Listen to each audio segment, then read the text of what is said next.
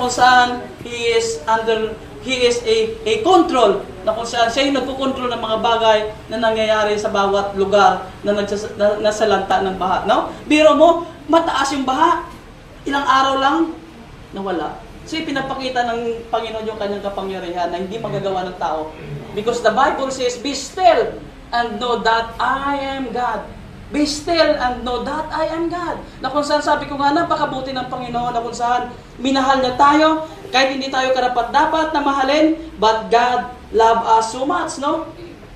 So King David give us a strong encouragement, sabi ko nga kanina, na kung saan siya po ay nagbigay din hamon sa bansang Israel, nung ang bansang Israel ay sasakupin, ang sabi niya, God is our refuge and strength, a very present help in trouble. Alam niyo mga kapatid, the word refuge means is a shelter. Shelter.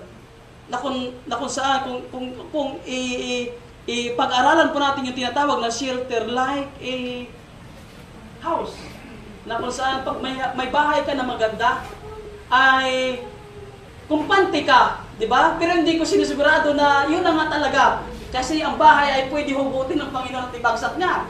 Pero ang shelter ay parang bahay na kung saan sa oras ng tag-araw ay may masisilungan ka. Sa oras ng tag-ulan ay may masisilungan ka. Di ba? Sa oras ng gabi ay pwede kang matulog na hindi ka babagsakan ng hamog. Di ba? Sa oras na may maraming kahayupan sa paligid mo ay pwede kang magtago sa bahay mo. Because that is shelter na kung saan pwede mong taguan.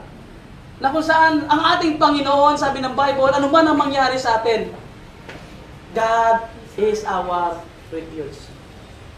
May trials tayo, may problema tayo, bagabag tayo, nahirapan tayo sa buhay, sabi ng Bible, God is our refuge. Amen? God is our refuge.